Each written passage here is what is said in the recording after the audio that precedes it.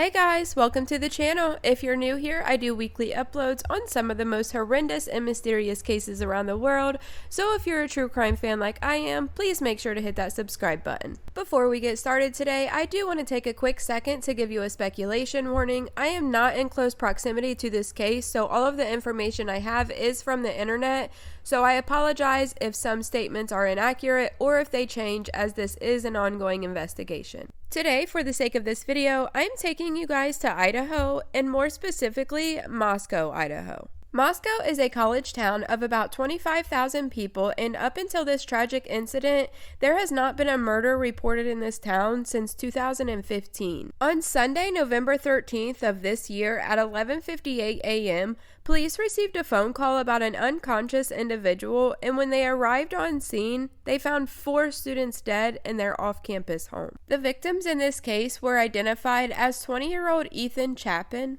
21-year-old Madison Mogan, 21-year-old Xana Kernodle, and lastly is 21-year-old Kaylee Goncalves. Just to give you guys a quick backstory, ever since Kaylee and Madison were 6 years old, they were like childhood best friends. They were absolutely inseparable. So in honor of that, Kaylee's father spoke out at the candlelight vigil, and he made a statement about the two girls, and I'm going to play that for you guys because when I heard it, I literally almost cried. I want everyone to know that these girls were absolutely beautiful. They had been friends since 6th grade. We both put them in a charter academy. They felt like they were being punished. 6th grade, they just found each other, and every day they did homework together. They came to our house together. They shared everything. They convinced us, they made a proposal to go to high school, to a regular high school. So then they went to high schools together. Then they started looking at colleges. They came here together. They eventually get into the same apartment together. And in the end, they died together in the same room, in the same bed. And it's a shame, and it hurts. But the beauty of the two always being together is something that it comforts us. It lets us know that they were with their best friends in the whole world. It's like a book. It's like some kind of terrible chapter, but there's beauty in it, and we're going to get our justice. We're going to figure this stuff out. This community deserves that.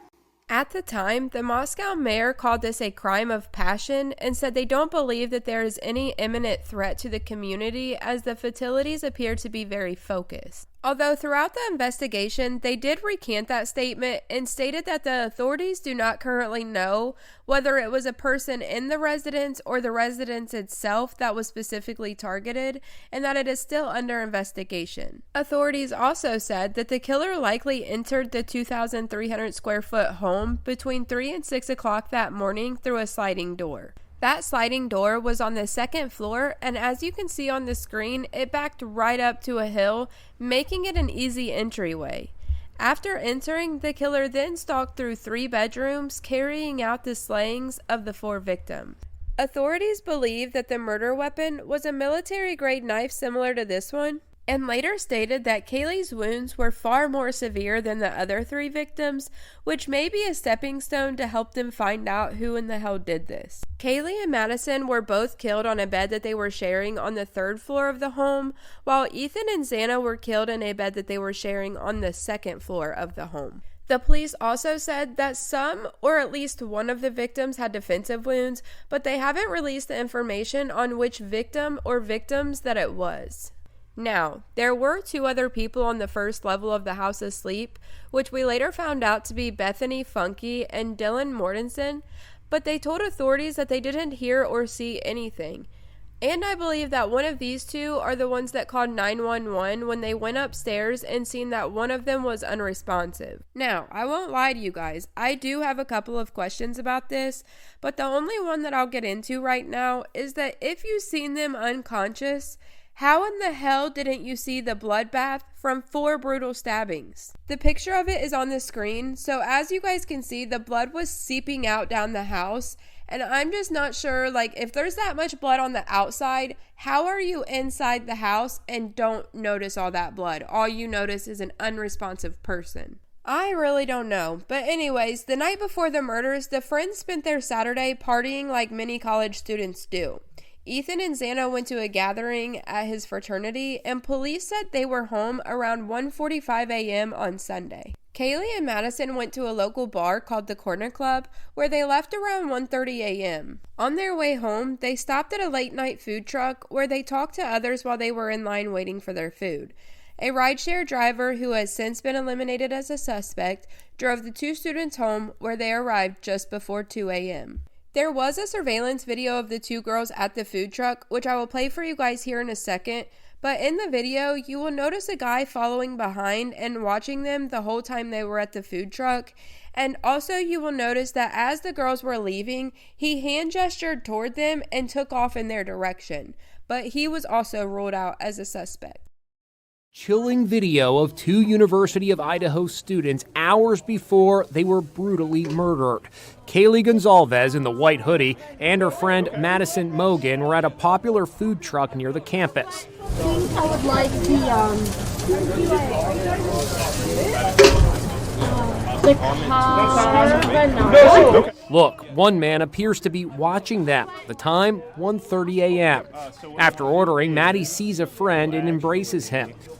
When their food comes, Kaylee takes a short video to post on social media, and they walk off together. Look, the man gestures towards them and then heads in the same direction. It's believed police know who he is.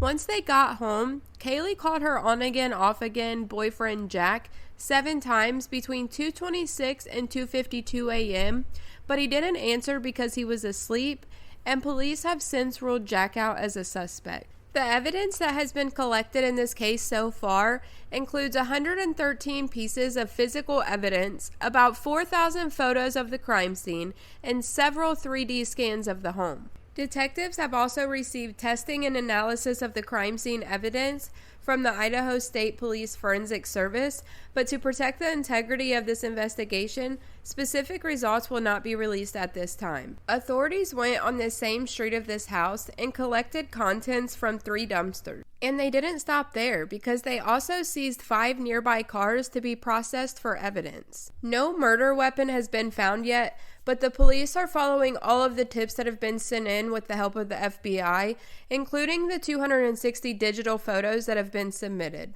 The authorities have already followed up on nearly 1,000 tips and conducted around 150 interviews with different individuals to speed the process up, but the families of the victims are fearful that some people are being ruled out too soon. This case kind of has the public and media in an uproar due to the information, or should I say lack of information, that they are receiving. The families of the victims are now starting to speak out about their frustrations and not receiving updates about new information, but all the police keep saying is that they do not want to jeopardize this case.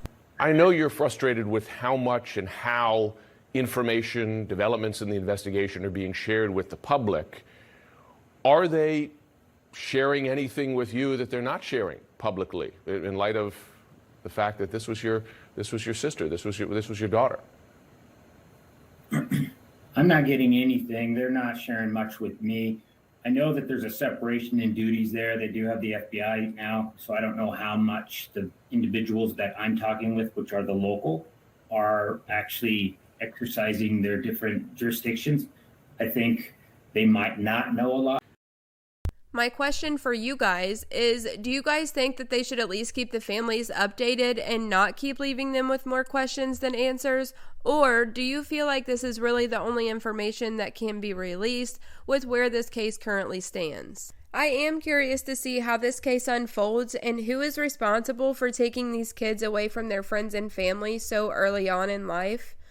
I will try to keep you guys updated as soon as we get more answers though, because this case really does intrigue me. But unfortunately for now, these are the only details released at the time.